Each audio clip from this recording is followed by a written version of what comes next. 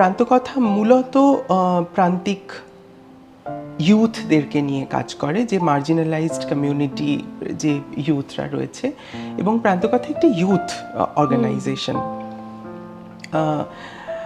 আমরা জানি যে আমাদের দেশের বর্তমানে যে জনসংখ্যা তার অর্ধেকের বেশি ইউথ, এবং ইউথদের জন্য আলাদা করে কোনো যে পরিসর, ভাবনা চিন্তা, তাদের পয়েন্ট অফ ভিউকে মাথায় রেখে যে খুব একটা পরিসর আমরা দেখতে পাই তা নয়।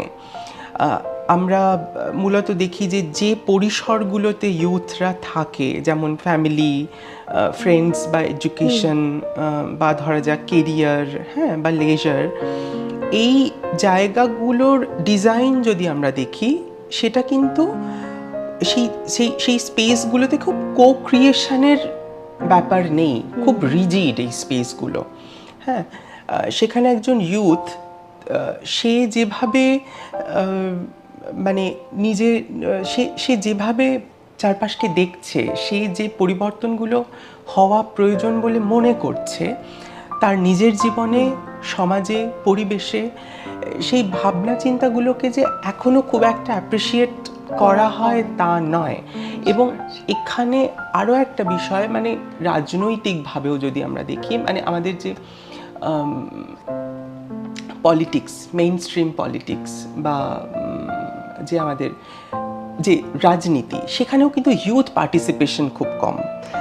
যে নেতা নেত্রীদের আমরা দেখি তাদের বয়স কিন্তু 50-এর ওপরে, ফলে তো স্বাভাবিকভাবে ইউথদের সঙ্গে একটা গ্যাপ তৈরি হয়ে যাচ্ছে। তো প্রান্তকথার কাজটা মূলত ইউথদেরকে সেই পরিসরটা দেওয়া, যে পরিসরে তাঁরা নিজেদের ভাবনা চিন্তা, নিজেদের এক্সপেরিমেন্ট, সোশ্যাল ভিউজ, এগুলো নিয়ে চর্চা করতে পারে, একটা নার্চারিং স্পেস।